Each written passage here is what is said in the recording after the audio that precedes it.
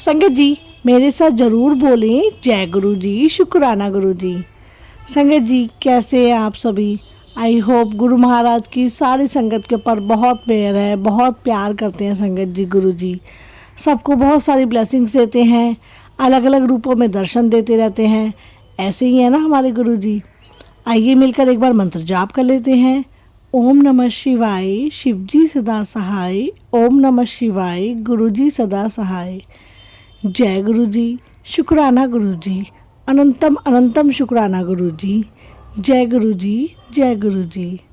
संगत जी, गुरु जी हमें हमें हमेशा ब्लेसिंग्स तो देते ही हैं ना, साथ में हमारे कष्टों को भी बहुत अलग तरीके से काटते हैं। संगत जी, आज मैं आपको जो सत्संग सुनाने वाली हूँ वो हमारी दिव्य आभा बुक का है, क्योंकि दिव्य आभा बुक गुरु जी ने स्वयं अपने हाथों से लिखवाई है। गुरु जी जो भी ब्लेसिंग्स अपनी संगत को देते थे, उसके बाद जो जो संगत को जो उनको ब्लेसिंग मिली, उनसे गुरुजी ने स्वयं उनकी ब्लेसिंग लिख कर लाने के लिए कहा था, और उसके बाद पब्लिश हुई थी दिव्य आभा। पर संगत जी, बहुत सारी संगत के पास दिव्य आभा नहीं है, वो नहीं पढ़ पाते हैं। क्यों? क्योंकि दिव्य आभा की अवेलेबिलिटी नहीं हो पाती है, बहुत मुश्किल से होती है। ये चीज़ तो मैं मानती हूँ संगत जी, इसीलिए बहुत सारी संगत जो है दिव्य आभा ढंग से नहीं पढ़ पाती है। तो संगत जी, मैंने सोचा क्यों ना मैं आपको दिव्य आभा के सत्संग शॉर्ट में सुनाऊं। तो आज मैं आपको सत्संग सुनाने वाली हूँ आंचल पॉल अंकल का, कि जब वो गुरुजी के पास गए तो उनके गले में इतनी प्रॉब्लम चल रही थी कि वो ठीक से बोल भी नहीं पाते थे।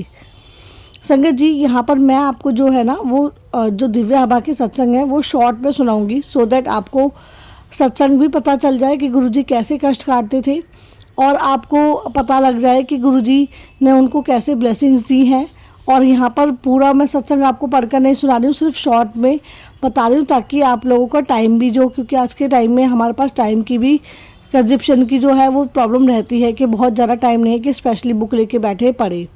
तो मैंने सोचा क्यों ना मैं आपको शॉर्ट में सत्संग सुना देती हूँ। तो आज का सत्संग हमारा आंचल पॉल अंकल का सत्संग है।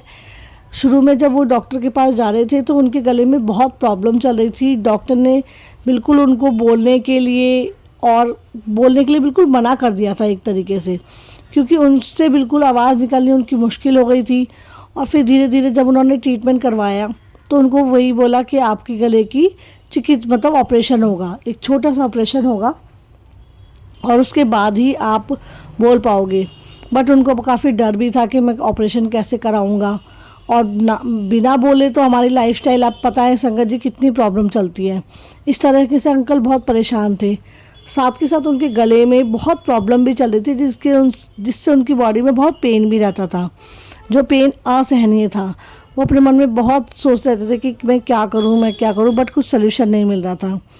फिर उन्होंने गले का ऑपरेशन करवाया, और गले का जब ऑपरेशन करवाया तो उनको लेकिन बड़ा वो था, इस टाइम वो गुरुजी के पास नहीं गए थे। फिर जब वो गुरुजी के पास उनको जाना था तो उससे पहले उनकी एक परीक्षा आई। कैसी परीक्षा? कि जब उनका ऑपरेशन हुआ उसके 5 दिन बाद उनके मन में अचानक से बहुत तीव्र इच्छा हुई कि मेरे को गुरुजी के मंदिर जाना है। तो उन्होंने बोला कि मैं कैसे जाऊं। अब उन्होंने अपनी फैमिली को बोला कि मुझे गुरुजी के मंदिर जाना है, और उस दिन अचानक इतनी तेज़ बारिश हुई। सारे फैमिली वालों ने मना किया कि नहीं, बहुत तेज़ बारिश है, आज गुरुजी के मंदिर नहीं जाना है। पर उन्होंने कहा नहीं, मुझे गुरुजी के मंदिर जाना है। और वो जो तेज़ बारिश थी वो उनकी परीक्षा थी। उस तेज़ बारिश में वो अंकल गए, गुरुजी के मंदिर गए, एम्पायर स्टेट। उस टाइम गुरुजी एम्पायर स्टेट में बैठते थे संगत जी। और वहाँ जब अंकल पहुँचे, वहाँ पर जाते उन्हें इतना अच्छा फील हो रहा था, उनको बहुत सुकून मिल रहा था, बहुत शांति फील हो रही थी। जब वो वहाँ जाकर पहुँचे, वहाँ पर जब कारपेट के ऊपर बैठे तो बस उनको असीम शांति की प्राप्ति हुई। और उसके बाद सामने ही गुरुजी बैठे थे अपने कलरफुल चोले में, जो बहुत ही सुंदर लग रहे थे। साथ के साथ गुरबानी चल रही थी। इतना सुखद वातावरण था कि बस उनका मन बहुत बहुत बहुत शांत हुआ, उन्हें बहुत अच्छा लग रहा था। अब गुरुजी ने उनको चाय प्रसाद लेने के लिए कहा। उन्होंने चाय प्रसाद पिया तो गुरुजी ने इशारे से उनकी आंटी को बुलाया और कहा कि मैंने तेरे अंकल का 50% रोग ख़त्म कर दिया, जाके डॉक्टर के पास टेस्ट करवा ले। अब ये चीज़ सुनकर उनको एकदम से विश्वास तो नहीं हुआ कि ये कैसे हो सकता है भाई, उनकी अभी गले में चिकित्सा हुई है और डॉक्टर ने बिल्कुल उनको बोलने के लिए मना किया है, फिर भी उन्होंने चाय पी ली। सबसे बड़ी बात, जो डॉक्टर ने उनको मना किया था फिर भी उन्होंने चाय प्रसाद का लंगर प्रसाद लिया। और फिर जब जाके उन्होंने टेस्ट करवाया, 2 टेस्ट उन्होंने करवाए एम्स में और 2 टेस्ट करवाए उन्होंने मुंबई में। जब उसकी रिपोर्ट आई और उसके नेक्स्ट वीक वो दोबारा से थर्सडे के दिन एम्पायर स्टेट गए। जब वो एम्पायर स्टेट गए तो वहाँ पर गुरुजी ने आंटी को बोला, क्यों आंटी, डॉक्टर भी हैरान हो गए ना रिपोर्ट देखकर। और सच में रिपोर्ट देखकर डॉक्टर हैरान हो गए थे, पर फिर भी डॉक्टर ने जो दवाइयाँ बताई थी वो तो लेनी थी ना, वो ली। और उसके साथ बात संगत जी के अंकल को डॉक्टर ने तीखा खाने के लिए बिल्कुल मना किया था, क्योंकि गले की सर्जरी हुई है तो ऑब्वियसली डॉक्टर कहेंगे कि आपको बॉयल खाना ही खाना है। बट गुरुजी ने वहाँ पर उनको मिर्च वाला लंगर खाने के लिए कहा और एक लोटा दिया, ताकि लोटे का जल प्रसाद पीना है और उससे जल प्रसाद से नहाना है। रात को वो लोटा, तांबे का लोटा भर कर रखते थे और सुबह आधे जल को वो पी लेते थे और आधे तांबे के लोटे से वो जल प्रसाद से वो नहा लेते थे। ये चीज़ उन्होंने की और उनकी लाइफ में एक चमत्कार हुआ। उनकी जो गले की जो प्रॉब्लम थी वो धीरे धीरे बिल्कुल ठीक हो गई। 50% तो गुरुजी ने फर्स्ट टाइम में ही काट दी थी और उसके बाद वो धीरे धीरे बिल्कुल ठीक हो गई।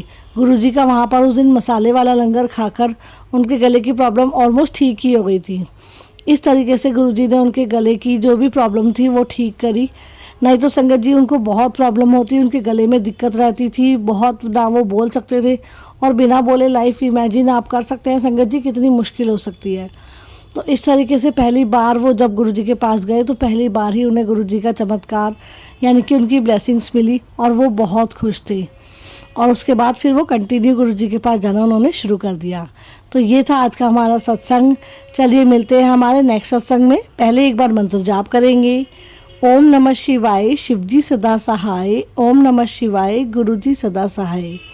संगत जी, हो सकता है सत्संग में बोलते वक्त कहते वक्त कुछ गलतियाँ हो गई हों, तो गुरु महाराज माफ़ करिएगा, संगत जी माफ़ करिएगा। मिलते हैं अपने नेक्स्ट सत्संग में। जय गुरु जी, शुक्राना गुरु जी।